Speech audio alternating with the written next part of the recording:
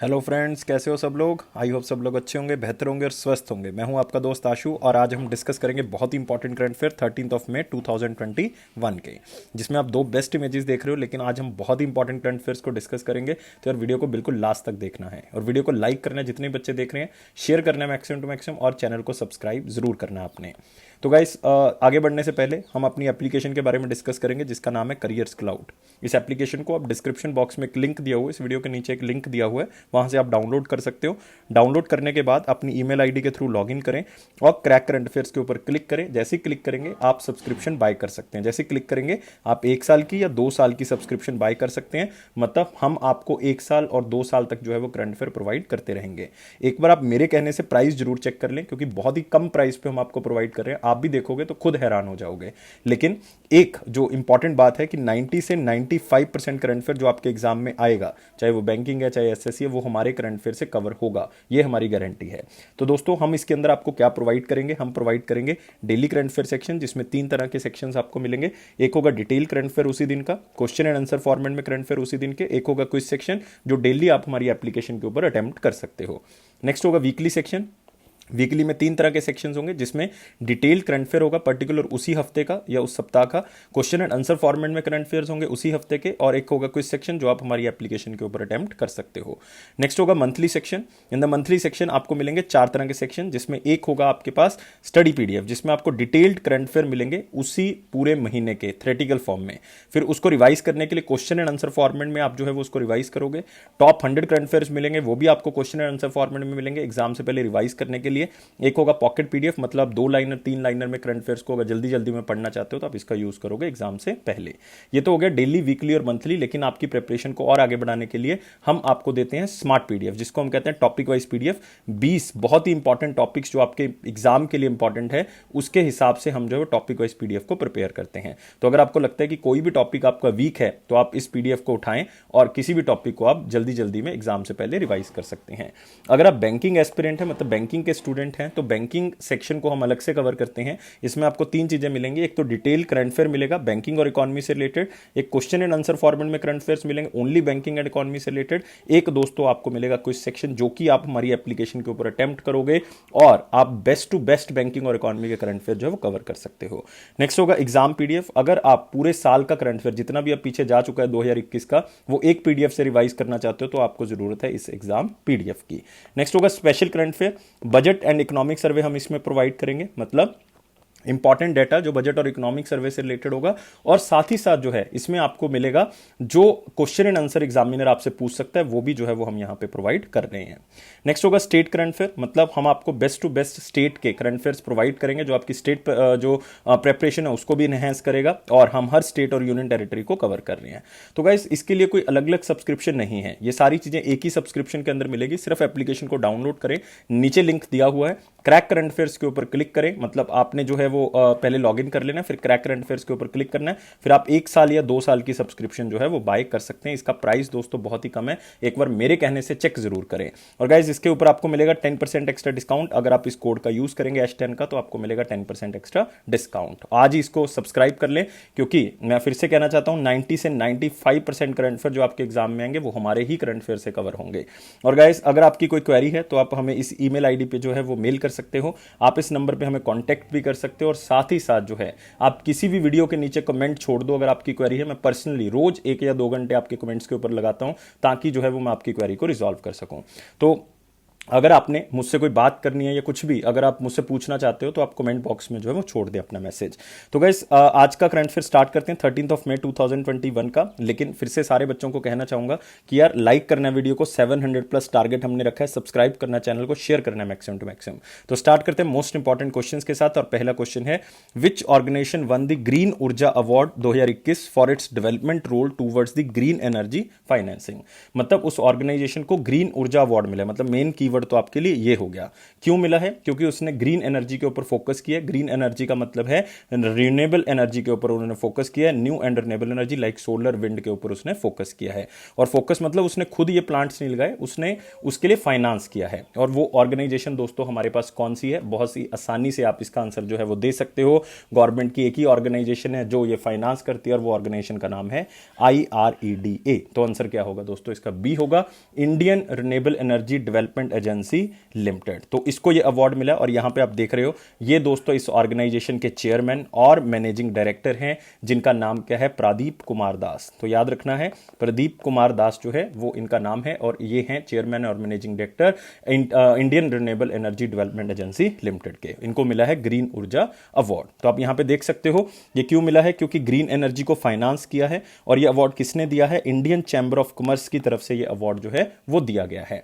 और मैं आपको बताना चाहूंगा कि इन्होंने रिन्यूएबल एनर्जी और एनर्जी एफिशिएंसी प्रोजेक्ट्स को जो है वो फाइनेंस किया है। मतलब देश के अंदर जो है वो रिन्यूएबल एनर्जी का जो टारगेट है 175 गीगावाट जो हमने 2022 तक अचीव करना है, और 450 गीगावाट जो हमने जो है वो 2030 तक अचीव करना है, उसको आगे बढ़ाने में इन्होंने बहुत बड़ा रोल जो है वो इंप्लीमेंट किया है। तो आपने याद रखना है ऑर्गेनाइजेशन के बारे में। और मैं आपको बताना चाहूंगा ये ministry of new and renewable energy के अंडर आएगी दोस्तों।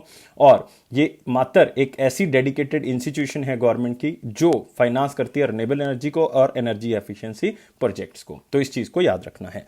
रिसेंट रिलेटेड न्यूज में आप एक बात याद रखोगे, मिनिस्ट्री ऑफ ट्राइबल अफेयर्स को दोस्तों Scotch challenger award for e governance और 3 गोल्ड अवार्ड्स मिले हैं अपने इनिशिएटिव्स के लिए। आपको पता है मिनिस्ट्री ऑफ ट्राइबल अफेयर जो है वो ट्राइबल्स के लाइवलीहुड के लिए बहुत बड़ा काम कर रही है, माइनर फॉरेस्ट प्रोड्यूस के ऊपर बहुत बड़ा काम कर रही है, जिसके कारण उनको ये अवार्ड मिले हैं बेस्ट ई गवर्नेंस इनिशिएटिव के लिए। और मैं आपको बताना चाहूंगा ये 70th स्कॉच समिट थी। हमने इस क्वेश्चन को कवर किया था जनवरी 2021 में, हमने मोस्ट इंपॉर्टेंट क्वेश्चन में इसको कवर किया था। और 70th स्कॉच समिट थी और ये न्यू दिल्ली में हुई थी। स्कॉच अवार्ड जो है वो उस टाइम पीरियड पे दिए गए थे। और मिनिस्टर ऑफ ट्राइबल अफेयर्स आपको पता है अर्जुन मुंडा जी हैं। तो सारी चीजें हम इस क्वेश्चन के अंदर कवर कर चुके हैं। आपको IRDA के चेयरमैन और मैनेजिंग डायरेक्टर भी पता लग चुके हैं। अगले क्वेश्चन के ऊपर बढ़ते हैं। Who won the world food prize 2021? तो यार मोस्ट इंपॉर्टेंट क्वेश्चन आपके पास आ चुका है और 100% चांस है कि ये क्वेश्चन आपको बैंकिंग के अंदर मिल जाएगा, स्पेशली SBI के अंदर ही आपको ये क्वेश्चन जो है वो मिल जाएगा। तो ये अवार्ड किसको मिला है? World food prize. लेकिन उससे पहले कि मैं आपको ये बताऊं कि ये अवार्ड किसको मिला है, तो आपको पता होना चाहिए कि यार एक्चुअल में इस अवार्ड को एक नाम और भी दिया जाता है और इस अवार्ड को और क्या कहते हैं ये आपको पता होना चाहिए। इस अवार्ड को दोस्तों Nobel prize in the field of agriculture भी कहा जाता है। क्या कहा जाता है? Nobel prize in the field of agriculture कहा जाता है। और दूसरी चीज आपने याद रखना है, ये अवार्ड कौन देती है? ये अवार्ड एक ऑर्गेनाइजेशन देती है, वर्ल्ड फूड प्राइज फाउंडेशन जो है वो ये अवार्ड देती है, जिसका हेडक्वार्टर आपको कहां पे मिलेगा? यूनाइटेड स्टेट्स ऑफ अमेरिका में मिलेगा। और इसमें किन बंदों को ये अवार्ड दिया जाता है? जनरली जिन्होंने ह्यूमन डेवलपमेंट के ऊपर काम किया है, किस पर्सपेक्टिव से? फूड सिस्टम को अच्छा करके, फूड सिस्टम की क्वालिटी, क्वांटिटी, अवेलेबिलिटी या असेसिबिलिटी, मतलब लोग आसानी से उसको परचेज कर सके, हर बंदा उसको परचेज कर सके, अच्छी क्वांटिटी में वो लोगों के पास अवेलेबल हो। तो ये सारी चीजों में ह्यूमन डेवलपमेंट जो है वो एडवांस होगी और ये फूड सिस्टम से रिलेटेड होगा, क्योंकि नाम से पता लग रहा है फूड प्राइज है दोस्तों।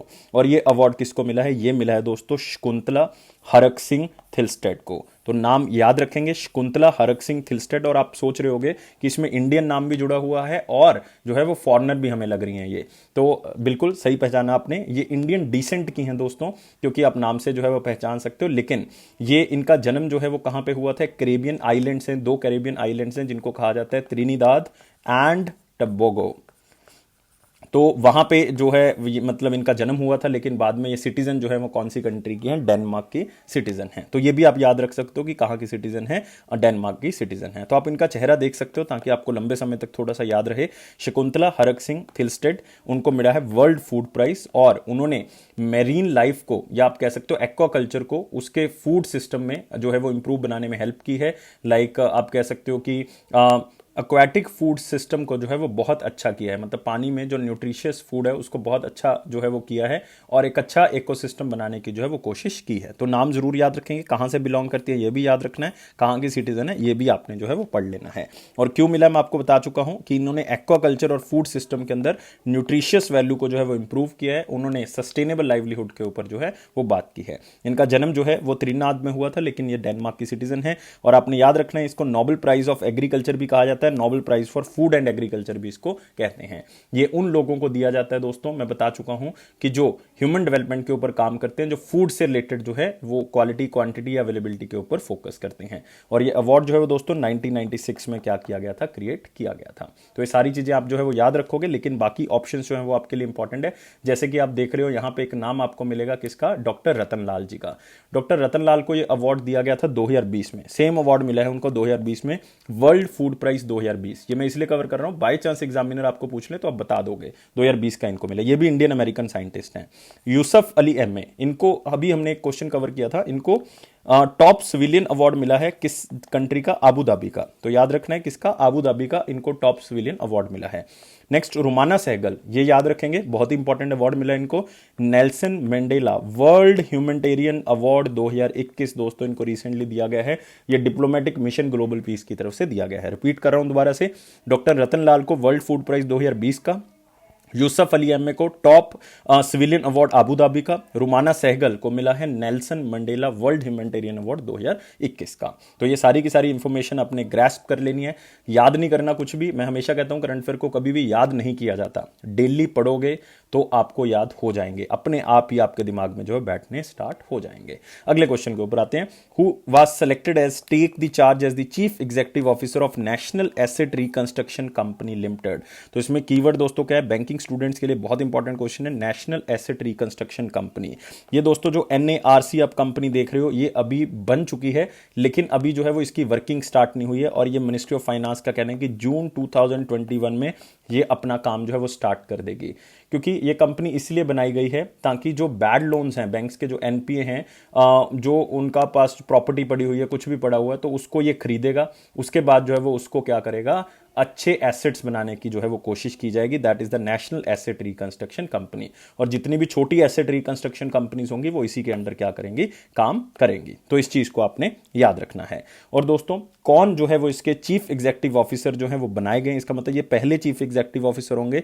नाम है उनका पदम कुमार माधवन नायर। तो नाम जरूर याद करें, पदम कुमार माधवन नायर, अपने आप में एक इंपॉर्टेंट नाम हो गया। स्पेशली मैं फिर से कह रहा हूं, बैंकिंग स्टूडेंट्स के लिए ये क्वेश्चन जो है वो बहुत ज्यादा इंपॉर्टेंट है। तो आप देख सकते हो Padam Kumar M Nair to be the CEO of national asset reconstruction company. और इस कंपनी के बारे में एक बात और बताना चाहूंगा कि इस कंपनी को बैड बैंक भी जो है वो कहा जा सकता है। क्या कहा जा सकता है, बैड बैंक भी, क्योंकि बैड बैंक का मतलब है कि ये वो फाइनेंशियल इंस्टीट्यूशन है जो बैड एसेट्स होंगे लैंडर्स के, उसको जो है वो ओवरटेक करेगा और उसको रिजॉल्व करेगा, उस डिस्प्यूट को जो है वो क्या करेगा, रिजॉल्व करेगा, और उसको नए एसेट्स बनाने में क्या करेगा, हेल्प करेगा। और अगर सिंपल लैंग्वेज में कहोगे कि ये वो फाइनेंशियल इंस्टीट्यूशन है जो NPA को बाय करेगी या बैड लोन्स को बाय करेगी बैंक से या फाइनेंशियल इंस्टीट्यूशन से, और उस NPA को रिकवर करेगी किसी भी तरह से। तो मतलब किसी भी तरह से आप इसको ले सकते हो, मैं आपको 3-4 लैंग्वेज में इसको समझा चुका हूं। और ये कौन से एक्ट में आता है दोस्तों, ये आता है हमारे पास सरफेसी एक्ट। और सारे बच्चों को पता होना चाहिए जो बैंकिंग के स्टूडेंट्स हैं कि सरफेसी एक्ट 2002 में इसके बारे में बात कही गई है कि हमने जो है वो किस तरह से हमने इसको रिकवर करना है। और सरफेसी का मतलब है securitisation and reconstruction of financial asset and enforcement of security interest. इसके बारे में याद करें, 2002 में एक्ट आया था।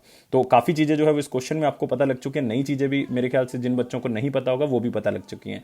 तो आपको एग्जामिनर पूछ सकता है कि यार ये बैड बैंक क्या है, तो आपने बता देना है कि निर्मला सीतारमन जी ने जो बजट है हमारा 2021-22 का, उसमें जिक्र किया था कि हम एक एसेट रिकंस्ट्रक्शन कंपनी बनाने जा रहे हैं। तो मतलब वो बैड लोन्स को क्या करेगी, रिकवर करेगी, सिंपल।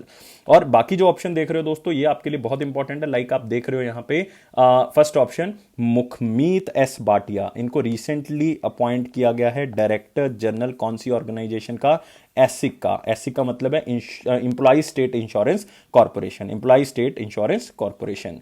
नेक्स्ट देख रहे हो RK छिब्बर जी, इनको अपॉइंट किया गया चेयरमैन एंड मैनेजिंग डायरेक्टर किस बैंक का, जम्मू एंड कश्मीर बैंक का। नेक्स्ट डॉक्टर चिंतन वैष्णव, मुझे बताने की जरूरत नहीं है, मिशन डायरेक्टर बनाए गए हैं किसके, अटल इनोवेशन मिशन के, क्योंकि रामनन जो हैं वो क्या चले गए हैं, उनको रिटायर हो चुके हैं। तो नए मिशन डायरेक्टर कौन बनाए गए अटल इनोवेशन मिशन के, डॉक्टर चिंतन वैष्णव। और ये क्वेश्चन SBI में आपको मिल जाएगा, 100% चांसेस हैं कि ये क्वेश्चन आएगा। तो इस तरह से आपने जो है वो क्वेश्चंस को क्या करना है, कवर करना है। तो काफी चीजें यहां से क्लियर हो गई, लेकिन एक मैं आपको रीसेंट रिलेटेड न्यूज बता रहा हूं, क्योंकि एसेट रिकंस्ट्रक्शन कंपनी की बात हो रही है, specially for the banking student, कि RBI ने रिसेंटली अभी अप्रैल में ही हमने इस क्वेश्चन को कवर किया था, आरबीआई ने 6 मेंबर एक कमेटी बनाई है। किस काम के लिए? ये एसेट रिकंस्ट्रक्शन कंपनीज को इवेल्युएट करने के लिए कि वो कैसा काम कर रही हैं, किस तरह से उनका बिजनेस मॉडल होना चाहिए, किस तरह से वो डेट को रिजॉल्व कर रही हैं। तो 6 मेंबर कमेटी बनाई है। तो उसको लीड कौन कर रहे हैं? सुदर्शन सेन लीड कर रहे हैं। कौन लीड कर रहा है? सुदर्शन सेन उसको लीड कर रहे हैं। तो ये भी आपने याद रखना, specially for the banking students. आगे आते हैं दोस्तों, ये सारी चीजें हम डिस्कस कर चुके हैं, अगले क्वेश्चन के ऊपर बढ़ते हैं। What is the name of NASA spacecraft who heads for earth with sample of asteroid Bennu? तो यार एक एस्ट्रॉयड है जिसका नाम क्या है? बेनू। और एस्ट्रॉयड को आप छोटा तारा भी कह सकते हो, सिंपल लैंग्वेज में इसको क्या कह सकते हैं हिंदी में? छोटा तारा भी कह सकते हैं, जिसका नाम क्या है? बेनू।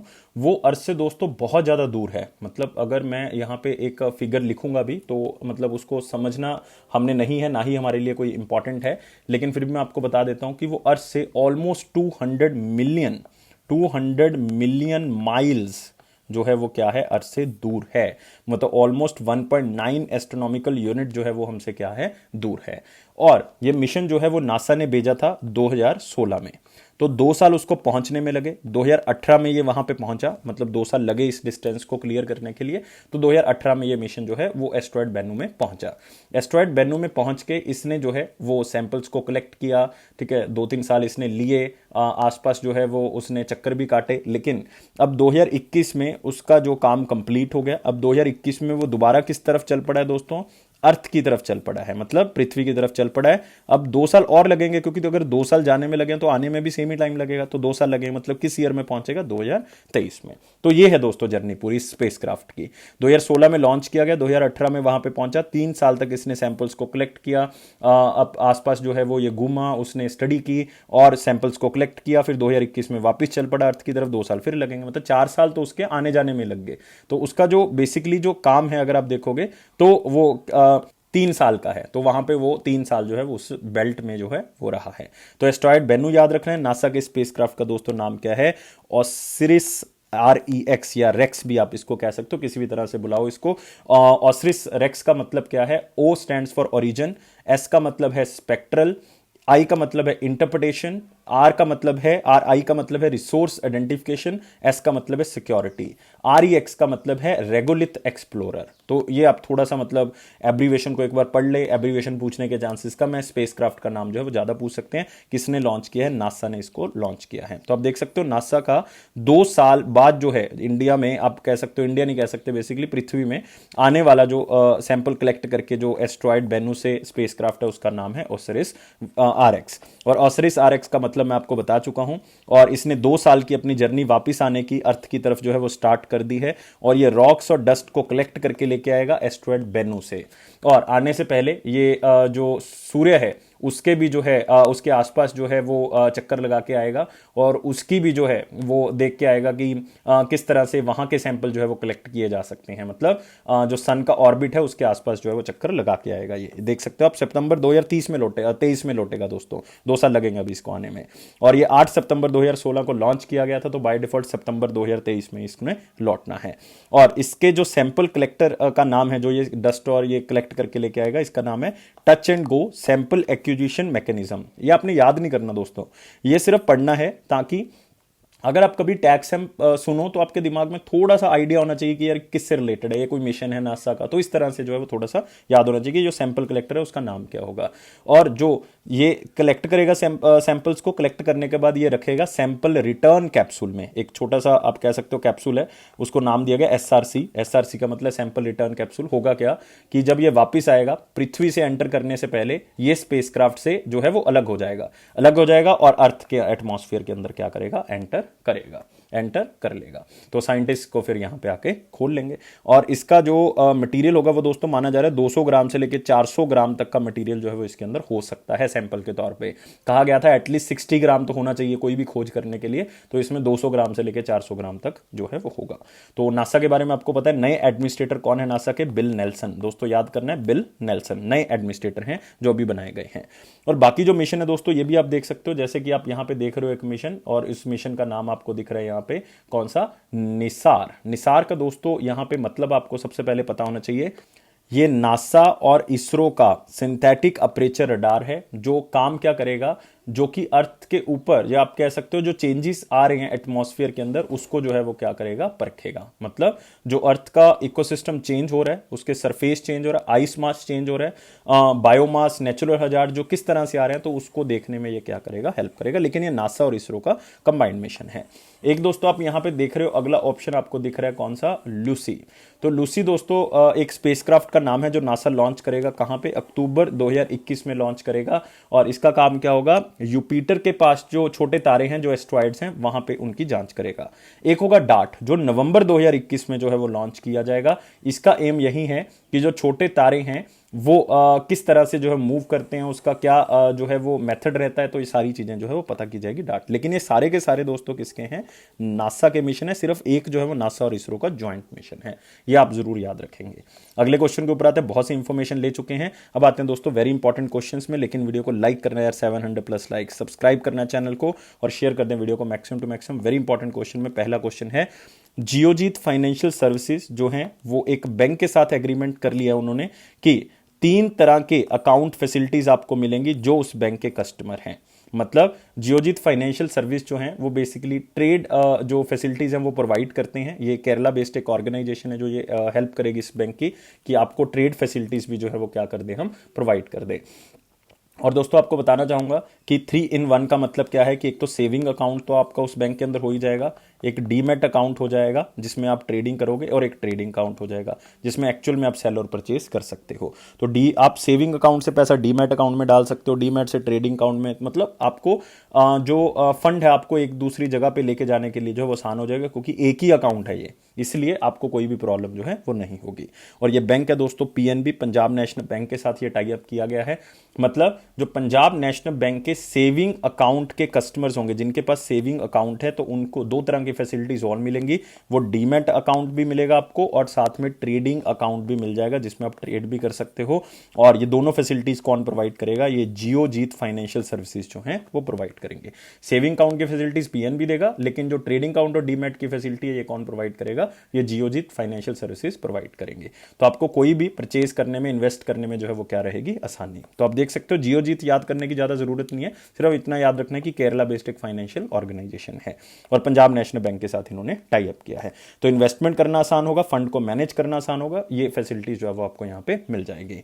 लेकिन इसमें आपने याद क्या रखना है, इसमें आपने पीएनबी के बारे में दोस्तों याद रखना है। पीएनबी का गठन जो है वो कब हुआ था, 1894 में हुआ था, 1895 में वर्किंग स्टार्ट हुई है। इसके मैनेजिंग डायरेक्टर और सीईओ कौन है, एसएस मल्लिकार्जुन राव। कौन है, एसएस मल्लिकार्जुन राव। और इसका हेडक्वार्टर कहां पे है दोस्तों, न्यू दिल्ली में है, हेडक्वार्टर न्यू दिल्ली। और इसकी टैगलाइन क्या है, the name you can bank upon, the name you can bank upon, ये पंजाब नेशनल बैंक की टैगलाइन है।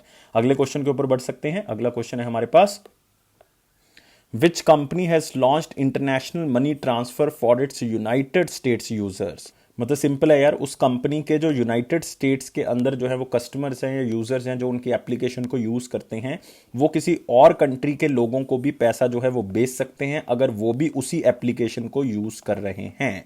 तो वो कंपनी दोस्तों कौन सी है, गूगल पे। इसका मतलब अगर कोई मेरा दोस्त जो है वो यूनाइटेड स्टेट्स ऑफ अमेरिका में बैठा हुआ है और वो गूगल पे यूज कर रहा है, तो वो इंडिया में मुझे पैसे भेजना चाहता है, तो इंडिया में वो गूगल पे के थ्रू मुझे जो है वो पैसे भेज सकता है, क्योंकि मैं भी गूगल पे यूज कर रहा हूं, वो भी यूज कर रहा है, तो पैसे भेज सकता है। ये दोस्तों अब गूगल पे कैसे मैनेज करेगा, क्योंकि किसी ना किसी कंपनी की हेल्प लेनी पड़ेगी जो ऑलरेडी पैसे भेज या यहां से जो है वो वहां पे भेज रही है। तो ये 2 कंपनीज की हेल्प लेगा दोस्तों। एक वाइस जो कि आप कह सकते हो रेमिटेंस फर्म है जो पैसे इधर से उधर भेजने का काम करती है। एक होगी वेस्टर्न यूनियन। वेस्टर्न यूनियन मेरे ख्याल से ज्यादा बच्चों ने सुना होगा। वेस्टर्न यूनियन तो United states of America based company है। वाइस जो है वो बेसिकली जो है वो दोस्तों आप कह सकते हो कि यूनाइटेड किंगडम बेस्ड कंपनी है, तो इसलिए ज्यादातर आपने वेस्टर्न यूनियन के बारे में सुना होगा। और अभी तो गूगल पे ने ये सिर्फ 2 कंट्रीज के लिए स्टार्ट किया, मतलब जो यूनाइटेड स्टेट्स ऑफ अमेरिका के यूजर्स होंगे जो गूगल पे को यूज करेंगे, वो एक तो इंडिया में पैसा भेज सकते हैं दोस्तों, एक और कंट्री में पैसा भेज सकते हैं, और वो कंट्री कौन सी है, सिंगापुर। मतलब अभी 2 कंट्रीज के लिए जो है वो इसको क्या किया गया है, स्टार्ट किया गया है। तो आप यहां पे देख सकते हो गूगल पे launch international money transfer with vice and western union. और ये गूगल पे का टारगेट है कि हमने 150 मिलियन यूजर्स को टारगेट करना है। कितने यूजर्स को टारगेट करना है? 150 मिलियन यूजर्स को टारगेट करना है। वो कैसे करेंगे? वो कहते हैं वाइज नेटवर्क को यूज करके, जो कि यूनाइटेड किंगडम का है। हम 40 कंट्रीज के अंदर इसको लॉन्च करेंगे। और साथ ही साथ अगर आप देखोगे ये जो वेस्टर्न यूनियन है, इसके साथ मिलके जो है बाकी जो कंपनीज हमारे पास रहेगी, उनके साथ जो है वो हम क्या करेंगे? पहुंचेंगे। पहले उनका टारगेट जो है वो बेसिकली क्या है? 40 कंट्री में पहुंचने का है और 150 मिलियन यूजर्स तक का है। तो उन्होंने कह दिया कि हम धीरे धीरे करके इसको 200 कंट्रीज तक ले जाएंगे और वाइस के थ्रू जो है वो आप कहेंगे कि 80 कंट्रीज में पहुंचेंगे और बाकी कंट्रीज वेस्टर्न यूनियन के थ्रू जो है वो अप्रोच किया जाएगा। लेकिन हमारे लिए काम का नहीं है, हमने गूगल पे के बारे में याद रखना है। और यहां पे आप देख सकते हो कि रेमिटेंस फर्म दो कौन से? वाइस एंड वेस्टर्न यूनियन, जिनकी हेल्प ली जाएगी, लेकिन अभी फिलहाल इंडिया और सिंगापुर के लिए। लेकिन इनका टारगेट है कि 40 कंट्रीज को हम क्या करेंगे? अप्रोच करेंगे। और रिसेंट रिलेटेड न्यूज में आपको गूगल पे के बारे में बता देता हूं, जो कि बैंकिंग स्टूडेंट्स के लिए मोस्ट इंपॉर्टेंट है, कि जो गूगल पे के को क्रिएटर्स हैं सुजीत नारायणन एंड सुमित गवलानी, इन्होंने एक नियो बैंक की शुरुआत की है जिसका नाम क्या है? फाई। तो दोस्तों याद कर लें, ये हमने क्वेश्चन बहुत बार कवर कर लिया है। और नियो बैंक आपको पता है कि ऑनलाइन मोड में जो है वो काम करते हैं। तो इनके पास बैंकिंग लाइसेंस नहीं होता, तो इनको किसी और बैंक का लाइसेंस चाहिए होता है, इसलिए हमेशा किसी ना किसी बैंक के टाई अप से चलेंगे। और बैंक यहाँ पे कौन सा है? Federal bank. तो ये आपने रिसेंट रिलेटेड न्यूज में याद रख लेना है। तो मेरे ख्याल से सारी चीजें कवर हो चुकी हैं, लेकिन गूगल के बारे में याद रखें, हेडक्वार्टर इसका California, United states of America है। सीईओ इसके सुंदर पिचाई हैं। नेक्स्ट क्वेश्चन के ऊपर दोस्तों आते हैं। What is the name of the application which is launched by SBI Yono and Shivrai technology for farm accounting? तो यहां पे शिवराय टेक्नोलॉजी जो है वो इतना इंपॉर्टेंट नहीं है आपके पास, जितना जो है वो यहां पे क्या इंपॉर्टेंट है? एसबीआई योनो, जो आपके लिए बहुत ज्यादा इंपॉर्टेंट है। तो काम क्या करेगा? ये फार्म अकाउंटिंग के बारे में बात करेगा। मतलब जो किसान है, या आप कह सकते हो जो एग्रीकल्चरिस्ट है, वो क्या करेगा? अपनी जो पूरी की पूरी बुक कीपिंग है वो इसके अंदर रख सकता है। मतलब कितना पैसा जो है वो फसल में लगा, कितना जो है वो उसके पास टोटल आया, और कितना जो है वो उसने परचेज में पैसा लगाया, कितने प्रोडक्शन हुई, तो ये सारे का सारा पैसा इसमें डालेगा और वो एक्चुअल में देख सकता है कि उसको कहाँ पे जो है वो प्रॉफिट हुआ, कहाँ पे वो पैसे को बचा सकता था। इवन उसको यहाँ पे फैसिलिटीज भी दी जाएंगी कि किस तरह से आप परचेज कर सकते हो, हार्वेस्ट कर सकते हो, किस तरह से आप डिसीजन ले सकते हो, ये भी इस एप्लीकेशन के अंदर बताया गया है। तो फार्म अकाउंटिंग का एक आप कह सकते हो एप्लीकेशन लॉन्च किया गया है। एसबीआई का जो नियो बैंक है योनो, जिसको हम कहते हैं यू ओनली नीड वन, और एक शिवराय टेक्नोलॉजी जो इस तरह की फैसिलिटीज प्रोवाइड करेगी, वो है दोस्तों फार्मिजो खाता। तो याद रखना है ये क्या है? फार्मिजो खाता। इसमें क्या होगा? आपको बता चुका हूं कि परचेज करना है, हार्वेस्ट करना है, प्रोडक्शन के बारे में जो डिसीजन लेने, फ्री ऑफ कॉस्ट एप्लीकेशन आप यहां पे लॉग इन करेंगे, उसके बाद जो है वो आपको फ्री ऑफ कॉस्ट जैसा सहायता जो है वो मिलेगी। कितना पैसा आपने खर्च किया है, कितना आपके पास आया है प्रॉफिट, वो सारा इसमें मैनेज कर सकते हो। तो इसका मतलब जो भी फार्मर्स हैं वो अपने अकाउंट्स को अच्छे से मैनेज कर सकते हैं और अपने लॉसेस को जो है वो कम किया जा सकता है। तो SBI YONO and Shivraj technology, तो ये दोनों चीजें जो है वो आप यहाँ पे याद रख सकते हो। लेकिन दोस्तों जो बाकी एप्लीकेशंस हैं ये भी आप जो है वो थोड़ी सी याद रखोगे, ज्यादा इंपॉर्टेंट नहीं कहूंगा, लेकिन हाँ इसमें कुछ इंपॉर्टेंट है। जैसे स्मार्टअप उन्नति, हमने कल ही डिस्कस किया था कि कौन से बैंक ने इसको स्टार्ट किया? एचडीएफसी ने इसको स्टार्ट किया है। क्यों स्टार्ट किया? ताकि वुमेन एंटरप्रेन्योर्स, जो वुमेन बिजनेसमैन है, उनको जो है वो मोटिवेट किया जा सके, उनको जो है सहायता प्रदान की जा सके। इसका मतलब जो एचडीएफसी बैंक की बहुत ही हायर पोजीशन पे वुमेन बैठी हुई हैं, वो औरतें जो हैं वो वुमेन एंटरप्रेन्योर्स को क्या करेंगी? आगे बढ़ाने में उनको साहस देंगी। और ये इंटरनेशनल वुमेन डे के दिन लॉन्च किया गया था, 8 मार्च को लॉन्च किया गया था। नेक्स्ट है इनफाइनाइट इंडिया। दोस्तों ये जो है वो आईसीआईसी बैंक की तरफ से लॉन्च किया गया था। आईसीआईसी बैंक की तरफ से ये उनके लिए किया गया दोस्तों जो फॉरेन कंपनीज इंडिया के अंदर काम कर रही है, तो उनको अलग अलग तरह की सर्विसेज प्रोवाइड करने के लिए किया गया था इनफाइनाइट इंडिया। इनफाइनाइट इंडिया की बात कर रहा हूं। नेक्स्ट है कृषि सखा। कृषि सखा दोस्तों ये कोई बैंक का इनिशिएटिव नहीं है, ये भारतीय एक्सा जनरल इंश्योरेंस का इनिशिएटिव है। किसका है?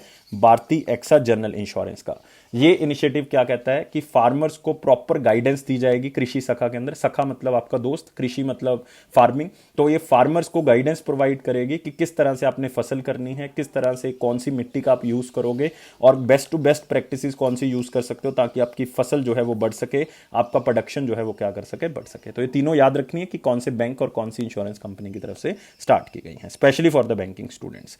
अगले क्वेश्चन के ऊपर आते हैं। A book titled 1971 the beginning of India's cricketing greatness authored bye home. तो दोस्तों एक इंपॉर्टेंट बुक जो है वो हम डिस्कस कर रहे हैं, लेकिन ये बुक जो है वो नाम से पता लग रहा है किसके बारे में है? क्रिकेट के बारे में है। क्रिकेट के बारे में जब इंडिया ने 1971 में टूर किए थे, जिसमें जो कैप्टन थे वो बहुत ही फेमस 2 लेजेंड्स थे हमारे, पटौदी थे और एक वाडेकर जी थे। तो उनकी अगुवाई में जो है वो हमने 2 सेंसेशनल सीरीज जो है वो वहां पे जीती थी, जिसके कारण ये बुक जो है वो लिखी गई है। हमने याद रखना क्यों लिखी गई है, सिर्फ इतना याद रखना है कि 1971 में क्रिकेट हिस्ट्री के बारे में बताता है, जिसमें हमने बहुत ही अच्छी सीरीज को जीता है। मतलब उस टाइम पीरियड पे इंडिया जो है वो अभी यंग स्टेज में ही था, आप कह सकते हो अभी 20-21 साल हुए थे देश को, कॉन्स्टिट्यूशन को बने हुए, तो वो वर्ल्ड लेवल पे जो है वो इंडिया अपने आप को प्रदर्शित कर रहा था। और ये बुक दोस्तों लिखी है दो बंदों ने, बोरिया मजूमदार और गौतम भट्टाचार्य। तो आंसर क्या होगा, बोथ बी एंड सी। लेकिन मैं आपको एक चीज याद दिलाना चाहता हूं ये दोनों बंदों के बारे में, ये दोनों इंपॉर्टेंट पर्सनैलिटीज रही हैं अलग अलग लेवल पे। क्यों, आपको याद होगा कि सचिन तेंदुलकर की ऑटोबायोग्राफी है दोस्तों एक, उसका नाम क्या है, प्लेइंग इट माई वे। ये सचिन तेंदुलकर जी की ऑटोबायोग्राफी है। इसको को ऑथर किसने किया था, इसको किया था बोरिया मजूमदार जी ने, याद रखना है, इसको को ऑथर किसने किया था, बोरिया मजूमदार जी ने। ऐसी गौतम भट्टाचार्य ने भी एक बुक को ऑथर की थी, जो बहुत ही इंपॉर्टेंट पर्सनैलिटी हमारे फॉर्मर जो है वो आप कह सकते हो कि कैप्टन रह चुके इंडियन टीम के और आजकल बीसीसीआई के अध्यक्ष भी हैं, और वो कौन है, सौरव गांगुली जी। और उन्होंने एक बुक लिखी थी, ऑटोबायोग्राफी थी उनकी, a century is not enough, a century is not enough. तो ये बुक को ऑथर किसने किया था, गौतम भट्टाचार्य ने। तो इसलिए ये दोनों पर्सनैलिटी जो इंपॉर्टेंट है, अब इन्होंने दोनों ने मिलके जो है वो 1971 वाली बुक जो है वो लिख दी है, और ये हार्पर कॉलिंस की तरफ से जो है वो प्रदर्शित की गई है, मतलब इसको रिलीज किया गया। तो आप देख सकते हो 1971, बोरिया मजूमदार एंड गौतम भट्टाचार्य।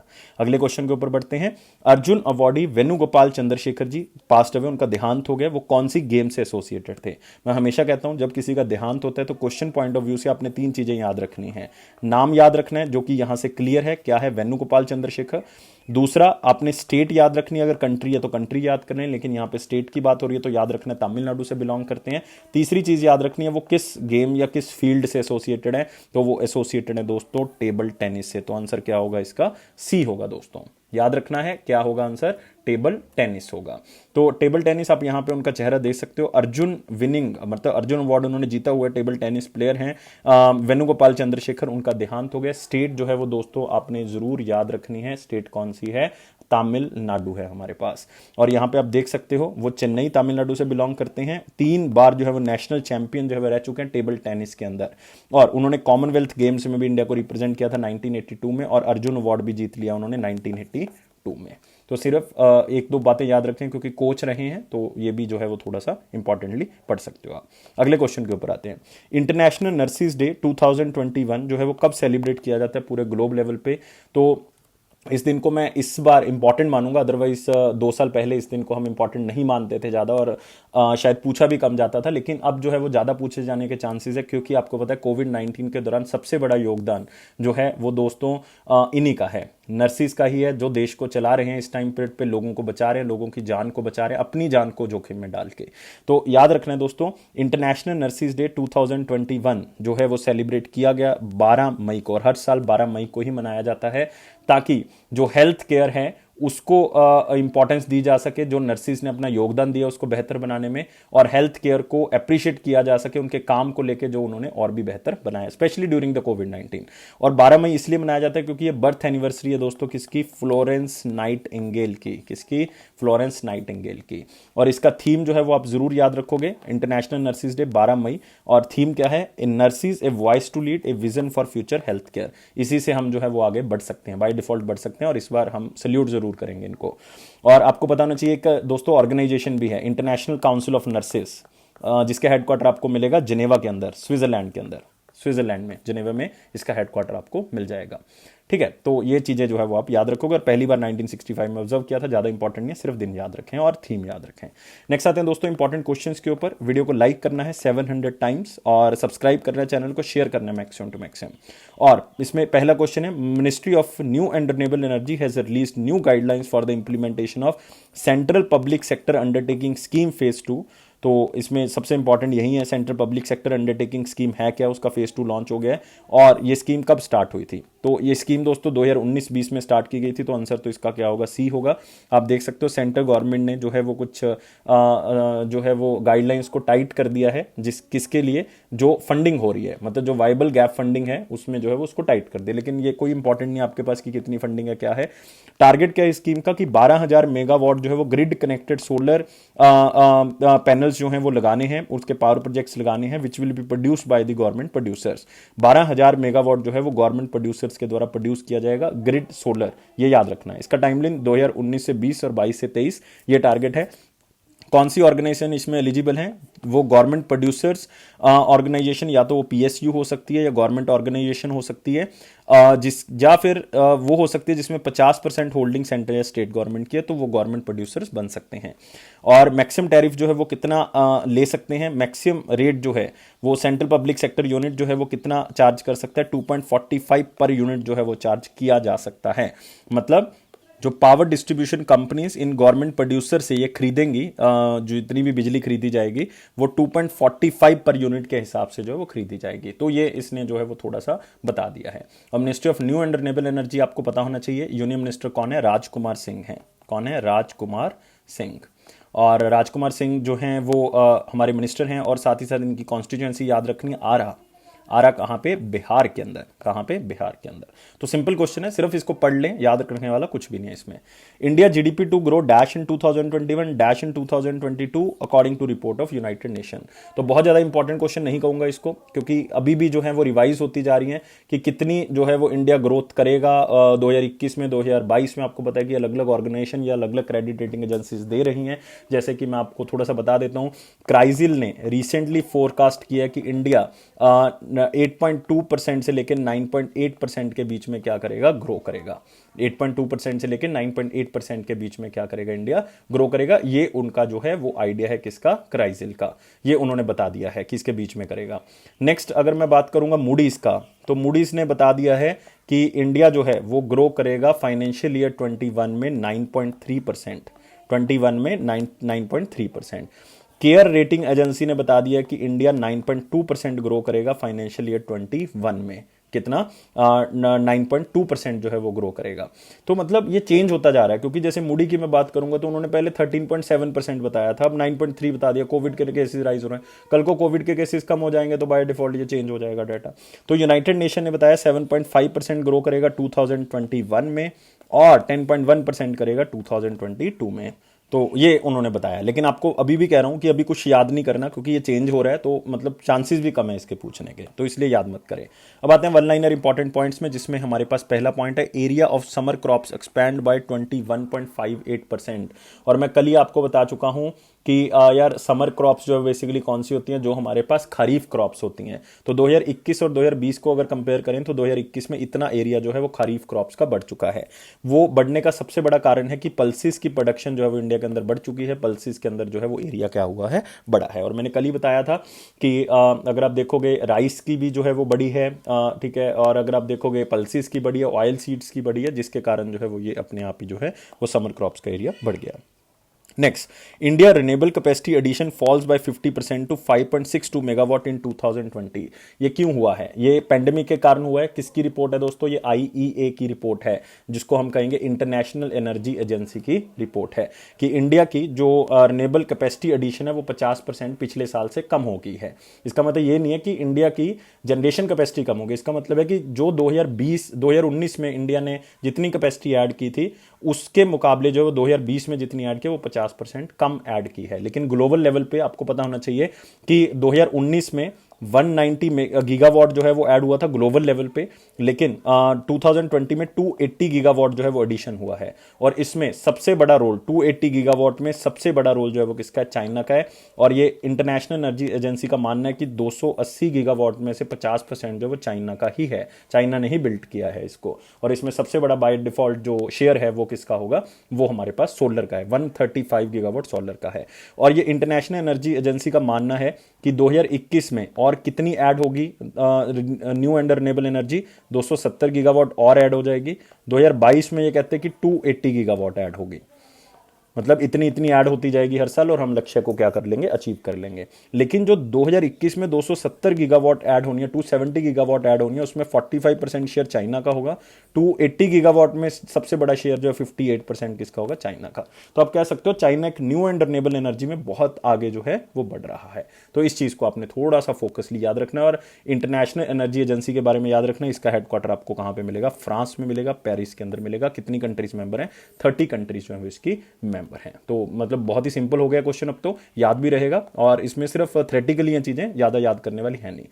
नेक्स्ट आते हैं around 219 endangered species threatened bye armed conflict. जो कंट्रीज में आर्म्ड कन्फ्लिक्ट हुआ है उसके कारण 219 स्पीशीज जो हैं वो इंडेंजर्ड हो गई हैं। मतलब आप कह सकते हो कि ऑलमोस्ट जो हैं वो फ्यूचर में खत्म होने की कगार पे हैं। तो इतनी ज्यादा स्पीशीज जो है वो खत्म होने की कगार पे हैं। आप कह सकते हो वो डायरेक्ट किलिंग हो रही है जानवरों की, या आप कह सकते हो कि खाने के लिए जो है इनको मारा जा रहा है किसी भी तरह से, है ना, या लोगों के बीच में झगड़ा हो गया उसमें कुछ जानवर मारे गए। तो इस तरह से जो है वो इनकी संख्या जो है वो क्या होती जा रही है, खत्म होती जा रही है, और फ्यूचर में ये खत्म हो सकते हैं। और IUCN के बारे में याद रखना, इसका हेडक्वार्टर आपको कहां पे मिलेगा, ग्लैंड स्विट्जरलैंड के अंदर आपको मिल जाएगा। Next, SEBI issued new disclosure norms over the business responsibility and sustainability report for the top 1000 listed companies financial year 23 तक।